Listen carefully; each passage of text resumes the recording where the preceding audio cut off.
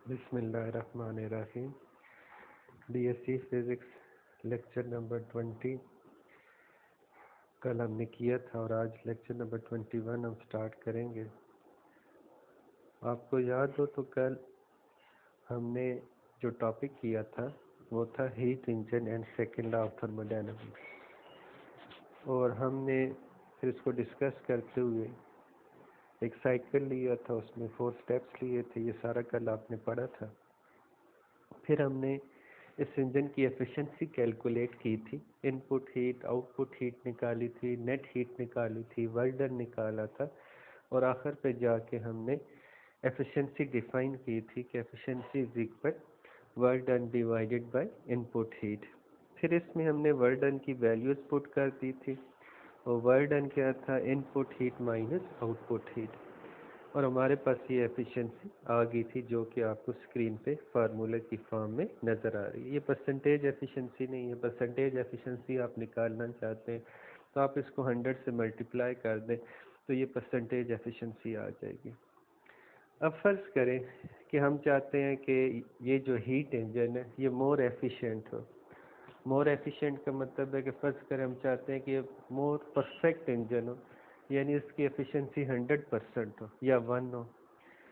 तो देखें, इसकी एफिशिएंसी 1 या 100% कब हो सकती है? अगर आप मैथमेटिकली इसको देखें तो क्यू आउट अगर ज़ीरो हो जाए, क्यू आउट अगर ज़ीरो होता है तो Q in by Q in 1 हो जाएगा, और अगर परसेंटेज में निकालते हैं तो मल्टीप्लाई 100% एफिशिएंसी आ जाएगी।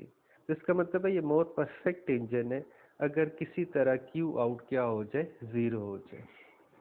ठीक है, ये यहाँ तक तो हो गया हीट इंजन और उसकी एफिशिएंसी, और उसको हमने थ्योरेटिकली डिस्कस कर लिया कि आपका इंजन मोर एफिशिएंट हो सकता है, परफेक्ट इंजन हो सकता है अगर आपकी जो आउटपुट हीट है यानी वो क्या हो जाए, क्यू आउट क्या हो जाए, यानी जो सिस्टम से हीट आउट हो रही है, सॉरी, जो हीट सिस्टम से आउट हो रही है अगर वो क्या हो जाए, ज़ीरो हो जाए। तो क्या आया ऐसा पॉसिबल है कि सिर्फ सिस्टम के अंदर हीट इन हो और वो सारी की सारी वर्डन में चेंज हो जाए और आउट हीट कुछ भी ना हो, यानी जितनी आप हीट सप्लाई कर रहे हैं वो सारी की सारी वर्डन में चेंज हो रही है? तो क्या आया ऐसा पॉसिबल है कि 100% एफिशिएंट इंजन हो जाए? तो इसका आंसर फिर हमें कौन देता है? इसका आंसर हमें सेकंड लॉ ऑफ थर्मोडायनामिक्स देता है कि ऐसा पॉसिबल नहीं है। यानी ये main second law of thermodynamics कहता है कि कभी ऐसा पॉसिबल नहीं है कि जितनी हीट सिस्टम के अंदर इन हो वो सारी की सारी वर्क डन में चेंज हो जाए और क्यू आउट क्या हो जाए, ज़ीरो हो जाए। देखें, but the second law of thermodynamics hurdle in making a perfectly efficient heat engine is impossible. In second law of thermodynamics हमें कभी ये नहीं, ये मेन हर्डल है, कहता है कि आप कभी परफेक्ट एफिशिएंट हीट इंजन नहीं बना सकते। आगे स्टेटमेंट देखें, it is not possible in a cyclical process to convert heat entirely into work with no other change taking place। यानी ये कभी भी मुमकिन नहीं है एक साइक्लिक प्रोसेस में आप तमाम की तमाम हीट वर्क में चेंज कर दें और no other changing taking place. No other change taking place का क्या मतलब है? The other change taking place means the discharge heat in the cold reservoir। यानी अदर चेंज टेकिंग प्लेस का मतलब है कि हीट डिस्चार्ज हो रही है किसमें, कोल्ड रिजर्वायर में। तो परफेक्ट इंजन तब बनेगा कि जब कोल्ड रिजर्वायर में हीट डिस्चार्ज ही ना हो, जितनी हीट इन हो सिस्टम के अंदर वो सारी की सारी, या इंजन के अंदर इन हो वो सारी की सारी वर्डन में चेंज हो जाए और आउट हीट कुछ भी ना आए। तो ऐसा मुमकिन नहीं है। This form of second law which is sometimes called the Kelvin Planck's form state there are no perfect engine. तो इसको हम सेकेंड लॉ की स्टेटमेंट को हम एक स्पेसिफिक नेम भी देते हैं कि ये केल्विन प्लैंक फॉर्म स्टेटमेंट है जो कहता है कि कभी भी परफेक्ट हीट इंजन नहीं बन सकता। अब देखिए, आपको स्क्रीन में दो फिगर्स नज़र आ रही हैं, एक रियल इंजन की है और एक परफेक्ट इंजन की है। रियल इंजन में क्या हो रहा है कि एक ऊपर हॉट रेजरवायर है जिसका टेम्परेचर TH है और नीचे कोल्ड रेजरवायर है जिसका टेम्परेचर TL है। तो हीट QH जो है वो हॉट रेजरवायर से सिस्टम के अंदर इन हो रही है और वर्डन में चेंज हो रही है, और जो बकाया हीट है वो किस में जा रही है, QL की फॉर्म में, कोल्ड रिजर्वायर की फॉर्म में जा रही है। ये आपका रियल इंजन है जिसकी एफिशिएंसी कभी भी 100% नहीं हो सकती। आप लेफ्ट साइड पे देखें, आपको परफेक्ट इंजन एक नज़र आ रहा है, ठीक है, जिसमें एक हॉट रिजर्वायर है जिससे हीट क्यों आ रही है, और वो सारी की सारी किस में जा रही है, वर्डन के अंदर जा रही है, ठीक है। तो इसमें QL 0 है। ये आपको एक परफेक्ट इंजन दिखाया गया है। The figure shows a schematic representation of simplified perfect engine which convert heat Q entirely into work, and a real engine which obtain heat from reservoir at the high temperature and discharge heat to the reservoir at low temperature। यानी आपको एक perfect engine दिखाया गया और एक real engine दिखाया गया। लेकिन परफेक्ट इंजन वैसे थ्योरेटिकली हमने यहाँ पे आपके साथ डिस्कस किया, क्योंकि आपको पता है कि सेकंड लॉ ऑफ थर्मोडायनामिक्स अभी हमने पढ़ा है कि सेकंड लॉ ऑफ थर्मोडायनामिक्स ये कहता है कि ये कभी भी पॉसिबल नहीं है कि without discharging the heat into the cold reservoir आप हीट को किस में चेंज कर लें, वर्क में चेंज कर लें। तो QL का होना ज़रूरी है, ठीक है। QL कभी भी ज़ीरो नहीं हो सकता। इस वजह से आप कभी भी एक परफेक्ट इंजन नहीं बना सकते जिसकी efficiency 100%।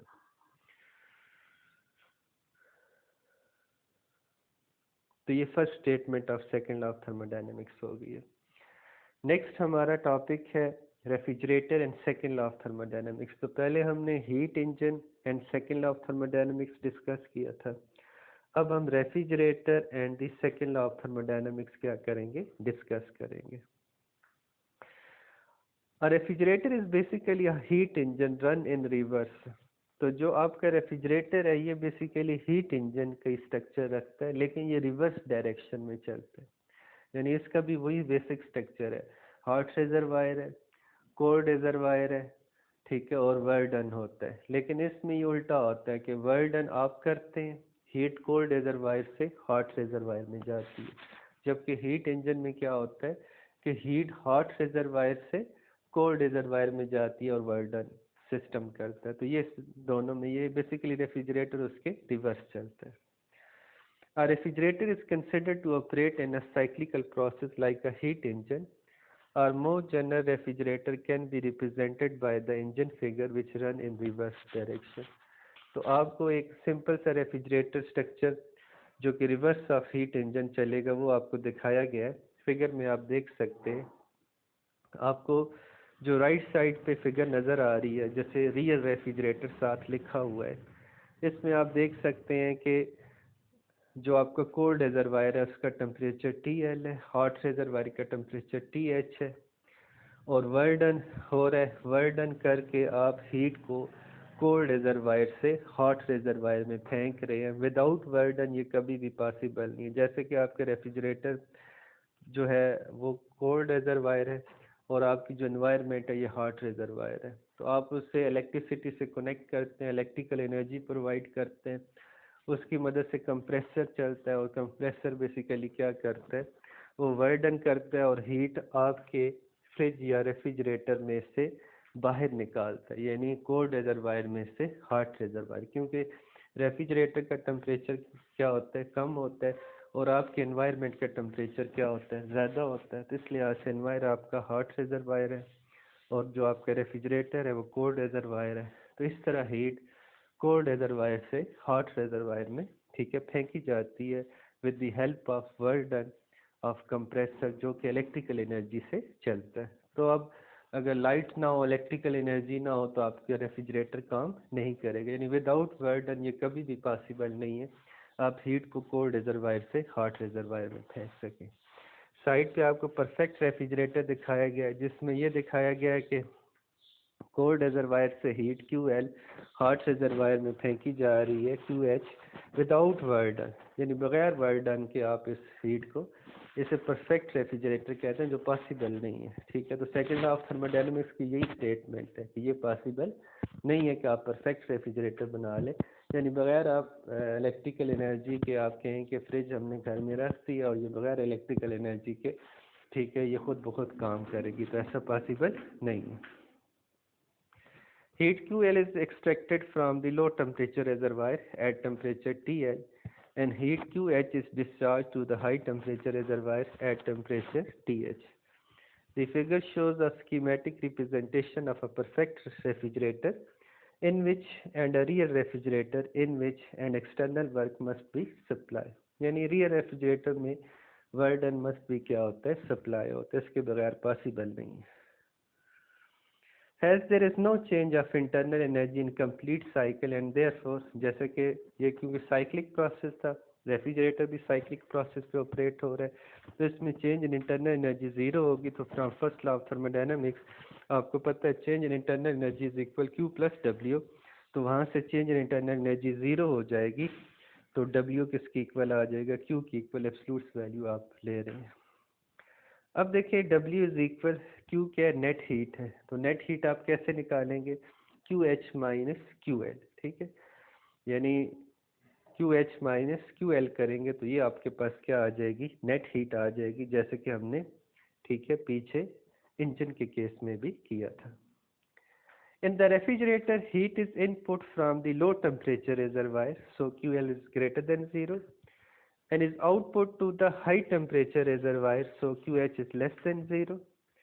Also W is greater than, since the environment does work on the working substance. So W is greater than 0 है क्योंकि environment does work on the working substance है, क्योंकि इसमें environment इसमें work done by the system नहीं हो रहा, इसमें work done on the system हो रहा है.